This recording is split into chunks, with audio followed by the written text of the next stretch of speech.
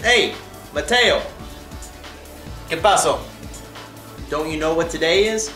Oh, Dios mío, Rosa Frujo, Benito, ahora leve.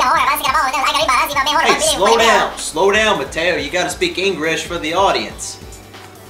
Oh, lo siento. Oh.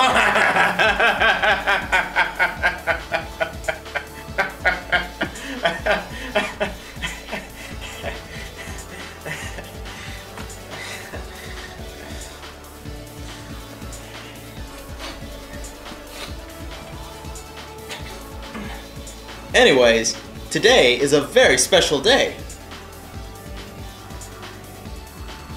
Today is EkoGrande's first video.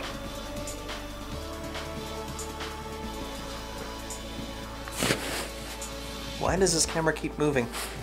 Well, anyways, we're going to be doing the top 10 things we love about Perfect Dark. Perfect Dark is a Nintendo 64 game designed by Rareware, a company sadly not with us anymore. Well, I can't necessarily say that they're really dead, since they kept making games. Perfect Dark was designed by David Doak and Duncan Botwood, who were basically the godfather of the Nintendo 64 first-person shooter, first collaborating together on Goldeneye 007 and then creating its spiritual successor, which, you guessed it, was Perfect Dark. No, not that one. No, go away. Alright, let's try this again. Which, you guessed it, was Perfect Dark! One of the best shooters I've ever played, and one of the best Nintendo 64 games out there, next to Banjo Kazooie and Conker's Bad Fur Day.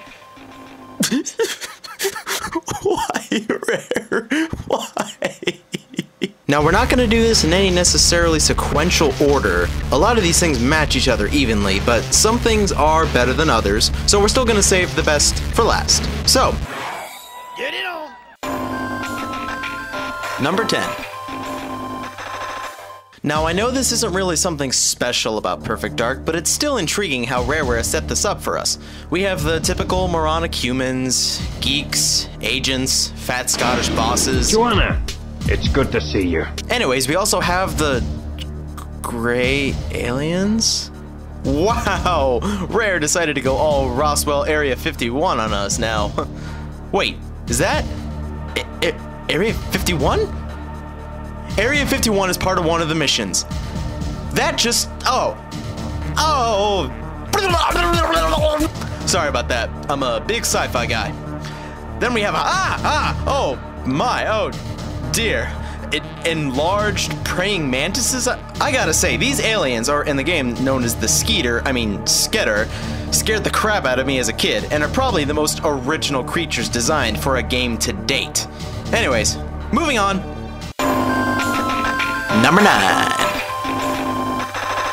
Perfect Dark sends you across a span of areas, industrial, rural, or even extraterrestrial. Each of these areas represent themes.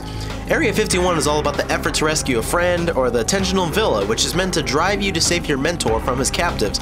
And the final mission is all about ending this war between the Skeeter and Greys once and for all. There's a sense of progress as you go along, as a lot of games are meant to show. Progression and development of your skills, and each level represents you being tested on a higher difficulty. That's all for that, folks. Moving on. Number 8. Goldeneye, I will admit, was awesome as a kid. And, well, as an adult, well... Anyways, I know Goldeneye revolutionized the first-person shooter by coming out as a timely title. But was it really that good? Sometimes the controls felt a little stiff, and don't get me started on aiming and those enemies. Perfect Dark expanded on this and created a more in-depth gaming experience that not only brought in the original gameplay from Goldeneye, it re-engineered those aspects that made the first game so memorable and turned it into a godly cluster of wow! Next! Number 7. Now, this branches in from the last, so I don't have much to say for it. However, I can say that I know the game engine for Goldeneye was inspired by Virtua Cop, which inspired the aiming system. Virtua Cop was a pretty fun rail shooter, and I do remember it from my childhood. But Goldeneye developed into a free control game. Then Perfect Dark was next in line to use the game engine shared by Goldeneye, and like stated before, it takes aspects from these previous titles and creates an awesome experience. Let's move forward.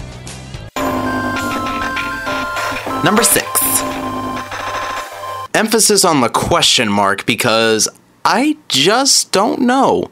Was the plot so important? It has your basic science fiction aspects, big corporations trying to take over the world with alien technology, evil Scandinavian men who are actually giant cockroaches. Felt a little convoluted at times, and that's why it's so questionable for me. Now I have to say, the plot is so high on this list because there are quite a few many great moments that make it forgivable. Great moments like this. I have a headache, and with a head this big, that's no joke. And this. But you know how it is, Joanna. I had to make sure my hair was just right. And then there was the suit. Darling, you need to seriously reconsider that drab you're wearing. It's so not fierce. Thankfully, these are moments only memorable for the game and haven't been made into internet memes. Back off, 9gag.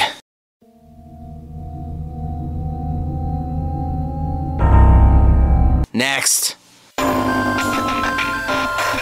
Number 5. I will say the AI from Perfect Dark isn't particularly a step up from Goldeneye. The enemies still fire at you mindlessly like stormtroopers, but their aim has improved at least. Like Goldeneye, some enemies do rolls then fire. Perfect Dark has the same. Some of them have this pretty interesting move where they just aim and fire at you, hitting you every time. This has proven to be most irritating for me because it's like, hey, I'm a bamf, you going down, sucker! But it's also become quite a challenge to be in combat with these sorts of enemies because they give you a means to defeat your enemy, feel victorious, and get some Chipotle's and pizza rolls. Next level. Number 4. Perfect Dark has quite a selection of weaponry at your disposal in both the campaign and the multiplayer mode. It has some very memorable ones too, like the laptop gun, the Slayer, which I swear has the most intense firing sound of any video game weapon.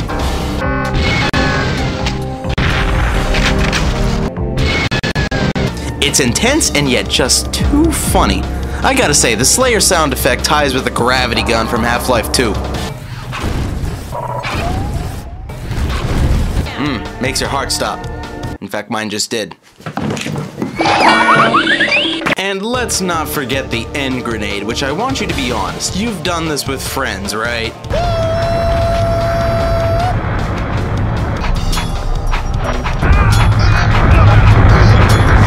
But last and not least, the Bullcrap Foresight X20. Awesome here.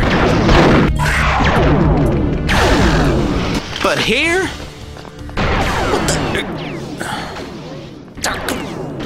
Really? Next. Number 3. Now I could say that gameplay has a place on the list, but it felt a little too broad to me, which is why I broke it down into several pieces. Combat goes hand in hand with the AI, the weapons, game engines, etc., etc. But one thing I have to say about combat in Perfect Dark is the enemy anatomy. Shoot them in the head, it's a death. Shoot them in the leg, they hop around and mope and be all... Altogether, engaging in combat with the enemy is a joyous experience. Like previously stated, these sorts of details when engaged in combat are sufficient to make a player feel absorbed in the environment with a realistic feeling.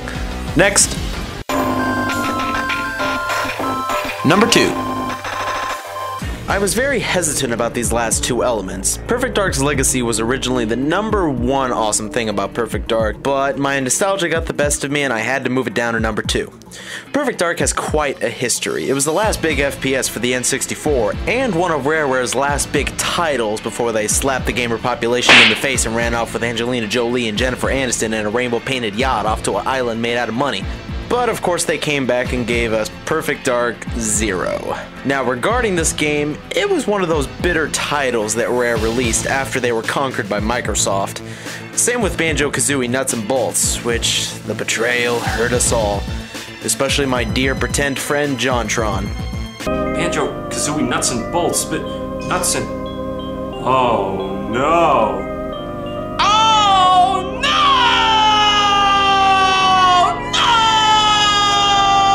We never speak of the Third Age. I'm sorry guys, but I just have to show you guys these pieces that caught my eye in Perfect Dark 0. Is that the great mighty Pooh from Conker? I am the great mighty Pooh, and I'm going to throw my I'm losing signal. Is he talking to a chipmunk? Okay, I'm done here. Let's finish this. Numero uno. Of course, with all the N64 games out there, multiplayer has got to be the prime example of what makes a great game. Perfect Dark is an important game in my life. I'd call it one of the building blocks for why I'm such an avid gamer today. But the one thing I have to say that made PD so remembering from the good old days was going in guns blazing and taking out enemy bots alone in my room with a sack of potato chips and a Monster Energy drink. Regardless, running around firing at other players with creative weapons and intense competition was something I will always remember from my childhood. It was pretty awesome when Perfect Dark came to the Xbox Live Arcade market and allowed online multiplayer. It combined the nostalgic feel of the original N64 title and combined it with modern competitive online multiplayer gameplay, a hybrid that seems to be absent in many of today's AAA games. Listen, if you're an Xbox owner and have got $10 in your pocket, get online and grab a copy of Perfect Dark Xbox Arcade version. You won't regret having this game in your inventory. Whew, man. That was a lot of work. You see, I filmed that intro back in, say, around March 27th while I was on spring break at my parents' house. As you can see, I'm in a completely different, disclosed, confidential location. Right now it's about... it's pretty much May 5th right now, so I had to do a little time traveling to take care of this video. Anyways, I hope you guys enjoyed this next video by yours truly, and there will be plenty more where that came from. EkoGrande plans to release at least one video every month, and we'll hopefully you can get some good material. So, look forward to more entertainment, and like the French always say, c'est la vie. I don't know why I just said that. And now I'm gonna go back to start playing some real gaming.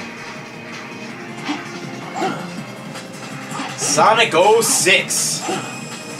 Playing the Shadow campaign. Sonic 06, available in stores for only $5.99.99. This game sucks!